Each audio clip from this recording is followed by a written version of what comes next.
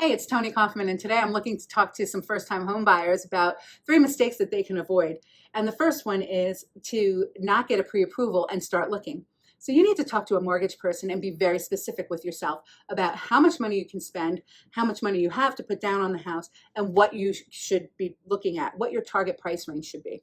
The second thing that you should be on the lookout for is working with an inexperienced agent. And it feels a little funny for me to say that, but it is really important that an inexperienced buyer works with an experienced agent.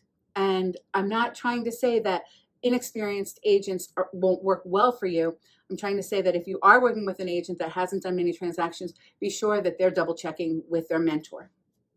The third thing that's really important is to look at this not only as an investment, but also as a place where you're going to find comfort. So many people are fixated on trying to get a very good deal. And well, it's relative in all markets. But the biggest thing that you have to remember is, although it is an investment, it's also where you're going to be and where you're going to find comfort and where you're going to live your life. So make sure that you like the house and it fits your needs before you make that purchase. Thank you so much for watching. I hope these tips helped.